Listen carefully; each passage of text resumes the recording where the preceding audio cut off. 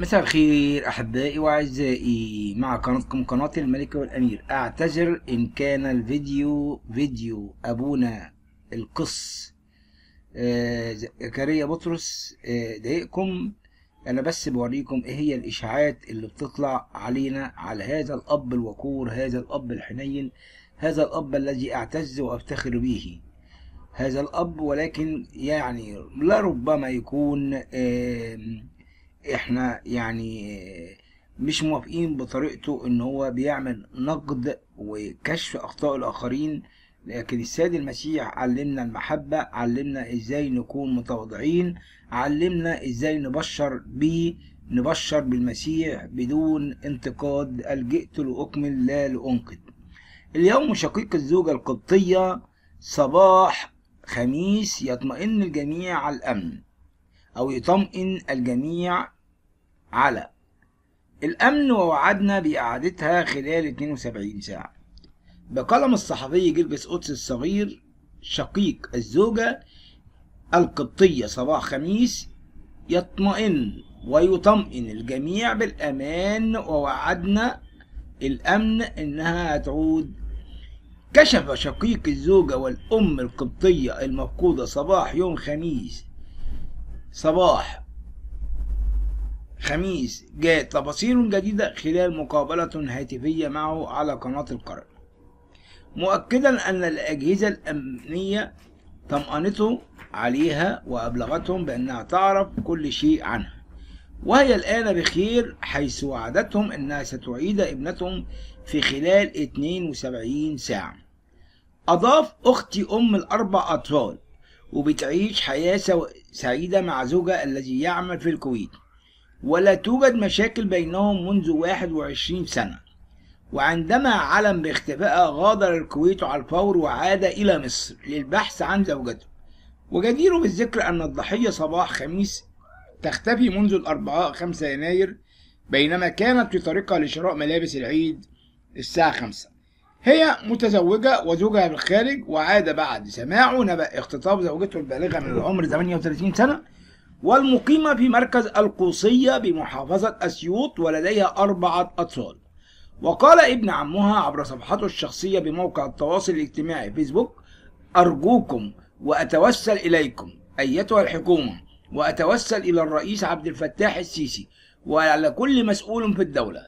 اختطفت ابنة عمي صباح خميس جاد بتاريخ 1/5/2022 من القوصية المركز بمحافظة أسيوط، وحتى الآن لا توجد معلومات. من فضلكم أرجوكم يجب أن تعود صباح لأطفالها. انتشرت ظاهرة اختفاء الفتيات القبطيات والشباب القبطي، ولا يمر يومان دون الإبلاغ عن اختفاء فتاة أو قبطية جديدة أو شاب قبطي في ظروف غامضة. ورغم التقارير الرسمية عن اختفائهم أصبح الأمر روتينيا. The brother of the Coptic wife صباح خميس reassures everyone of the security and we promised to return her within 72 hours 1 minute. كمان الخبر written by journalist جرجس قدسي الصغير. The brother of the Coptic wife صباح خميس reassures everyone of security and we promised to return within 72 hours.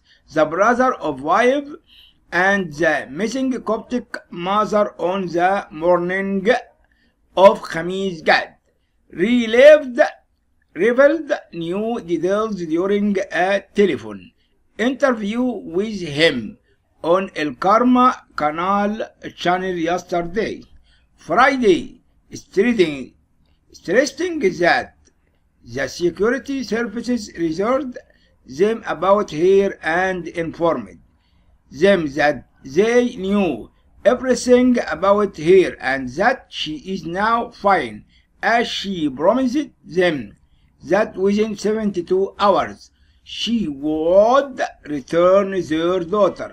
He added, "My sister is mother of 4 children and lives a happy life with her husband, who works in Kuwait, and their have been no problems between them for the past 20 years. Passport. When he learned of the dispute, he left Kuwait immediately and returned to Egypt to search for his wife. It is worth mentioning that the victim, صباح خميس, has disappeared since Wednesday, January 5, 2022, while she was going to buy Eid clothes. At 5 o'clock, she was married, and her husband was abroad, and he returned after hearing the news of the kinding of 38-year-old wife who resides in الكويت. اوكي، الخبر الثاني اللي بيتكلم وبيقول مدعي النبوة نصاب، وهذا سر مهاجمته وتهديده للمصريين. بقلم الصحفي القدسي خلال الساعات الماضية انتشرت عبر مواقع التواصل الاجتماعي قصة نشأة مجد النور مدعي النبوة ومهاجمته للمصريين بعد أن سخروا منه خلال الأيام الماضية ومنعوا انضمام المصريين لمجموعته عبر مواقع التواصل الاجتماعي فيسبوك وتعمدوا الإساءة للشعب المصري، الأمر الذي اعتبره فادي عقوم الكاتب الصحفي اللبناني محاولة من هذا المدعو لجذب الانتباه له حتى لو بمهاجمة المصريين أكبر شعوب المنطقة. كاتب صحفي لبناني مدعي النبوة يستغل الأوضاع الاقتصادية السيئة في لبنان، وقال عقوم للوطن إن مدعي النبوة نشأة شخص غير معروف ولا يعلم أحد عنه شيئا. كل من سألته عنه في لبنان أجاب بأنه لا يعرف عنه أي شيء، مضيفا والحقيقة أن الدجالين والنصابين كثيرون جدا، ومن الممكن أن يظهر مثل هؤلاء في ظل الضغوط الاقتصادية التي يعيشها لبنان. وأوضح الكاتب الصحفي مثل هذا الشخص الدجال والنصاب مدعي النبوة يحاول استغلال الأجواء الاقتصادية والظروف المعيشية ويراهن على أصحاب النفوس الضعيفة الذين قد يرونه مخلصا لهم ويقتنعون به، وهذا الأمر من الوارد أن يحدث في أي دولة وليس لبنان فقط. فادي عقوم الشباب اللبناني يتسلون على مدعي النبوة وتوقع عقوبة وخيمة لهم. وقال فادي عقوم إنه حتى الآن لم يظهر أي لبناني أدى أي قناعات به أو دعم له، وإنما على العكس الشباب والصبايا في لبنان يتسلون به على فيسبوك. وتحول مدعي النبوة إلى مادة جديدة ليخرجوا بها من الأوضاع السيئة للبنان، وهو مجرد شخص يسعى للشهرة. وتوقع الصحفي أن تتحرك مرجعيات دينية ضده في لبنان خلال الفترة المقبلة، وستكون عاقبة وخيمة أمام القانون، مضيفا أنه رغم أن لبنان ربما يبدو بلدا سياحيا كما يقول البعض، لكن القناعات الدينية تبقى خطوط حمراء لا يمكن تخطيطها أو تجاوزها، وبالتأكيد ستتم محاسبته.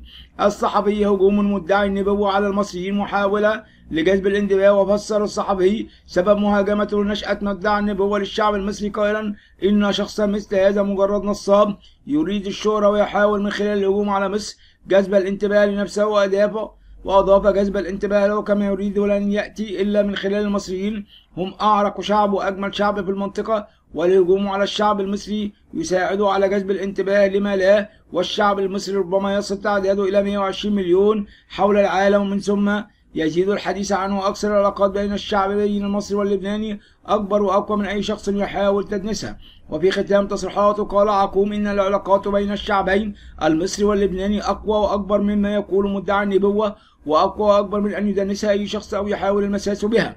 وأضاف نحن كلبنانيين نحب المصريين وهم في لبنان وعلى الرأس، وليست أول مرة أن يحاول شخص الإساءة للعلاقات ويصدر عنه هذا التصرف. البعض حاول تطاول من قبل على المصريين واللبنانيين وهم من يتصدون لذلك. وتبع الصحفي هذا الشخص لا يقدر على تعكير صفو العلاقات المصرية اللبنانية، ومع أنه ليس لي الحق أن أتحدث باسم اللبنانيين، ولكن أوجه اعتذارا شخصيا مثل هذا الكلام. شكرا لك هذا الصحفي الكبير، ولك مننا كل الحب والتأمل والأمل أن تكون أحسن بخير. مصر ولبنان بلد واحدة، بلد عربي، بلاد تقودها القوة والنصر دائما.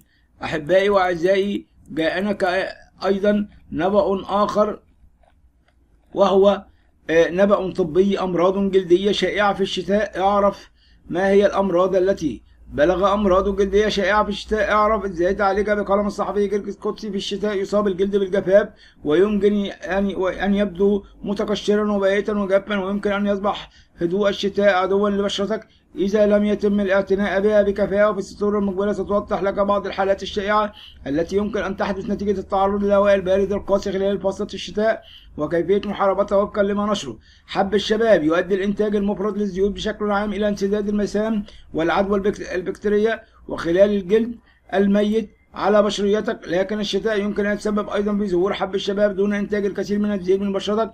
ربما يكون الشتاء هو الفصل الذي ينخفض فيه استهلاك المياه بشكل عام عن المواسم الأخرى، ما يؤدي إلى جفاف الجلد. يحدث حب الشباب بشكل عام على وجهك وكتفيك وصدرك وعنقك وأعلى ذراعيك. يعمل الطقس البارد بالخارج وجلدك المصاب بالجفاف كمحفز بسبب ظهور البثور على بشرتك. في حال جفاف بشرتك بشكل طبيعي فإن الحفاظ على رطوبتك سيكون أفضل توصية. فصل الشتاء: الإكزيما مشكلة الشتاء الشائعة جدا وتسبب بشكل أساسي جفاف الجلد أو الحكة أو التهيج، يصيب بشكل عام الوجه والركبتين والمرفقين. تنفجر هذه الحالة بسبب التدفئة الداخلية والجفاف بالخارج. لا تسمح هذه العوامل للبشرة بموازنة توازن مستوى رطوبتها من تلقاء نفسها، ويمكن أن يتسبب ارتداء طبقات كثيرة من الملابس أو الاستحمام بمياه سخينة جدا أو استخدام العديد من أغطية الأسرة في حدوث النوبات الجلدية. يحدث بشكل عام بسبب الإجهاد ومهيجات الجلد والتعرض للغيار أو المواد المسببة للحساسية والالتهابات. 3. تشقق الشفاه: على الرغم من عدم ظهور شكوى لدى الجميع من تشقق الشفاه في الشتاء إلا أنها مشكلة شائعة. الشفاه لها طبقة رقيقة جدا من الجلد، إنه الجزء من وجهك الأكثر عرضا للجفاف. يمكن أن يكون تشقق الشفتين وتشققهما مؤلما للغاية ولا يشفى بسرعة كبيرة، ويمكن أن يكون السبيل لدخول العدوى إلى جسمك. أيضا إذا استمرت المشكلة لفترة أطول فمن الأفضل استشارة طبيب الأمراض الجلدية. حساسية البرد: الحساسية من الشمس مصطلح شائع جدا، لكن الحساسية من البرد نادرة جدا. تسمى هذه الحساسية من البرد شر البرد. يمكن ملاحظة ظهور بقع حمراء كبيرة على بشرتك وهي حكة شديدة وغير مريحة، ويمكن أن يصل قطرها إلى بوصة واحدة. الطريقة الأكثر فعالية للتخلص من الألم عدم التعرض للبرد في الخارج. قشرة الرأس: قشرة الرأس هي حالة جلدية تصيب فروة الرأس، يمكن أن تحدث قشرة الشعر بسبب جفاف الجلد والتهاب الجلد الدهني والحساسية لمنتجات العناية بالشعر ونمو نوع غريب من الفطريات التي تعيش فقط على فروة رأسك. قشرة الوجه هي أيضا مشكلة كبيرة تتطور بالتأكيد على الجلد الموجود أسفل شعر الوجه وتعرف باسم التهابات الجلد الدهني بسبب الحكة والجفاف والتقشر. بغض النظر عن العمر يعمل الشتاء كعامل مساعد على زيادة قشرة الرأس وبالتالي يسبب تهيج الجلد. أيضا طرق العلاج: الترطيب: يعد ترطيب بشرتك أهم جزء من روتينك اليومي للعناية بالبشرة في فصل الشتاء. إن فكرة وضع كريم كثيف ومحمل على بشرتك ليست هي الحل حقا. رطب بشرتك كل ساعة للحفاظ على بشرة ناعمة وتجنب التشققات. شرب الماء: في بعض الأحيان ننسى أن الماء ضروري أيضا في الشتاء. إن أنواع عطشك ليس الغرض الوحيد من شرب الماء. الماء ضروري للحفاظ على رطوبة جسمك، لأن حقيقة أن جسمك يحتاج إلى 70% من الماء في اليوم، كما أن الاستخدام المفرط للماء الساخن للاستحمام خلال فصل الشتاء له تأثير قاس على البشرة حيث يحرمها من زيوتها الطبيعية مما يجعلها أكثر جفافا. ينصح باستخدام الماء بدرجة حرارة الجسم للاستحمام وتجديد البشرة فورا بعد الاستحمام بالمرطب المناسب للحصول على بشرة ناضرة. مرطب الشفاه: يمكن معالجة الشفاه المتشققة بشكل جيد وعلاجها فقط باستخدام مرطب الشفاه العالي الجودة أو زيوت طبيعية عضوية مثل زيت جوز الهند وزيت بذور العنب وزيت شجرة الشاي وزيت اللوز وزيت الخروع وزيت الجوجوجا، مثالية لتهدئة وتغذية. تبديل الكريمات: إن استخدام نفس الكريمات على مدار العام لن يساعدك حقا في التعامل مع الظروف المناخية المختلفة. من الأفضل استخدام التناسق الصحيح في الظروف الجوية المختلفة للتكيف معها. استخدام كريم الوقاية من الشمس كلما خرجت من المنزل. التخلص من قشرة الرأس: الشامبو المضاد للقشرة هو الأفضل خلال الشتاء. يمكن أن يكون المنتج الذي يحتوي على برسيون الزنك مفيد للغاية في التعامل مع قشرة الرأس. سيساعدك التدليك بالزيت كثيرا في إحداث تغيرات لفروة رأسك. يوازن زيت شجرة الشاي وزيت جوز الهند وتطبيق الصبار ومستوى الآس هيدروجيني لفروة رأسك، ويقلل من الموت المبكر للخلايا مما يؤدي لتقليل فرص الإصابة بقشرة الرأس. اغسل شعرك بشكل صحيح وتناول الأطعمة المغذية التي يجب أن تشمل الأفوكاتو، أوميجا 3، السبانخ، الأحماض الدهنية، التفاح، التوت، بذور الكتان، البيض، لتجنب تلف الشعر وتساقط في الشتاء. خبر آخر من الأخبار الهامة والرائعة الجميلة، وبرضو إحنا بنتكلم كل هدفنا إن إحنا نحافظ على الإنسان ونديله طرق ووسائل أكثر حماية ليه. طيب عندنا موضوع كمان بيتكلم عن إيه؟ وصفات طبيعية لإزالة شعر الوجه في المنزل من غير تعب أو من غير ألم. تشعر المرأة بالانزعاج من ظهور الشعر في مناطق مختلفة على وجهها، لذلك تستخدم كل الطرق الممكنة لتساعدها في التخلص منه، ولا تسبب أحيانا في الشعور بالألم. ولعلاج هذه المشكلة نستعرض في هذا التقرير وصفات طبيعية لإزالة شعر الوجه بشكل طبيعي. وفقا لما ذكرته، وصفة طبيعية لإزالة شعر الوجه: دقيق الشوفان والموز. يجب مزج ملعقتين كبيرتين من دقيق الشوفان مع ثمرة موزة ناضجة مع التقليب لعمل عجينة، ووضعها على المناطق المختلفة بالوجه مع التدليك لمدة 15 دقيقة، ثم غسل الوجه بالماء البارد. وأنصح باستخدام هذه الوصفة لأن دقيق الشوفان يعتبر مقشر طبيعي ورطب وغني بمضادات الأكسدة التي تساعد على إزالة الإحمرار من البشرة ويساعد على توهج الوجه. البطاطس والعدس لإزالة شعر الوجه: يجب خلط ملعقة كبيرة من العسل وعصير الليمون مع 5 ملاعق كبيرة من عصير البطاطس مع طحن العدس بعد نقعه طوال الليل بالماء لتحويله إلى عجينة ناعمة، ثم إضافة جميع المكونات ووضعها على الوجه وتركها حتى تجف تماما لمدة 20 دقيقة، ثم اغسل وشك بالماء. تساعد هذه الوصفة بتجفيف الشعر، كما تساعد البطاطس في تفتيح لون الشعر مما يجعله أقل وضوحا. بياض البشرة أو بياض البشرة بياض البيض ونشا الذرة لإزالة شعر الوجه. برضو يجب خلط ملعقة كبيرة من نشا الذرة والسكر مع بياض البيض ووضع هذا الخليط على المناطق التي يوجد بها الشعر غير مرغوب فيه والانتظار حتى يجف، ثم تقشيره. ويشكل بياض البيض الذي طبقة رقيقة على الجلد عندما يقترن بالسكر ونشا الذرة، وهذه الطريقة غير مناسبة للبشرة المعرضة لحب الشباب، وذلك لاحتواء بياض البيض على فيتامين أ الذي قد يؤدي إلى انتشار البثور على الوجه. طرق طبيعية لإزالة وشعر الوجه، وده اتكلمنا فيه، وموضوع جميل ورائع جدا، وياريت تجربوه وهتستفادوا منه جامد أوي. كمان هنتكلم عن نشأة النبي طلع طبال في فرقة موسيقية. نشأة النبي طلع طبال في فرقة موسيقية. حذر الإعلامي محمد الباز من استغلال الترند النبي نشأة الاستخورية من الأديان أو الرسالة آلية. وقال الباز خلال تقديم برنامج آخر النهار المذاع عبر فضائية النهار: نشأة أول مدعي نبوة على السوشيال ميديا حط نفسه في مرمى التصويب، لكن لا أحد يسخر من الأديان. ولفت الباز إلى أن ادعاء النبوة ظاهرة تعبر عن خلل نفسي أو لتحقيق مكاسب معينة، والأفضل إماتة ظهوره بالتجاهل. وعن حقيقة نشأة استعرض الباز صورا له وهو يعمل طبال في ورقة موسيقية، لافتا أن بداية ظهوره كانت على يد متنبئة لبنانية تدعى كارمن شماس، وادعت أنه يبشر بديانة اسمها الديانة النورانية، وهو نبي نباتي لديه مشكلة مع أكل اللحوم. وسخر الباز من إعلان نشأة أن السماء سمحت له ب3 معجزات، قائلا: نبي من عمر أفندي.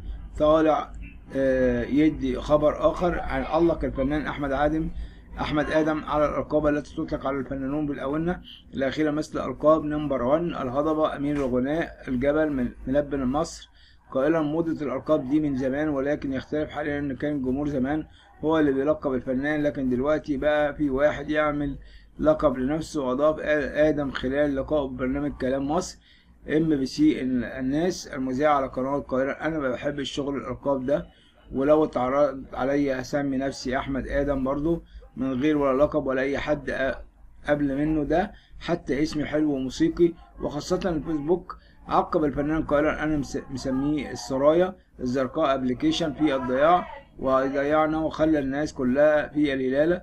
وتابع أحمد آدم الأول: كان واحد بيقعد على القهوة مع أصحابه ويقول كلمتين واللي معاه يقتنعوا أو ما يقتنعوش مش مهم، لكن المصيبة دلوقتي إن كل واحد بقى بيقول الكلمتين دول على النت ويستعمل مواقع على أنها جديدة. شكرا لكم أحبائي وأعزائي، وأرجو أن تكون عجبتكم هذه الأخبار، وعفوا إن كانت هناك يعني أخطاء في القراية وأنا بقولها نتيجة اللغة العربية إنها التشكيل بتاعها غير واضح. سامحوني أنا آسف جدا، حقكم عليا، وبعتذر لكم جميعا، وإن شاء الله هحاول إن أنا أتقن أكتر وأكتر.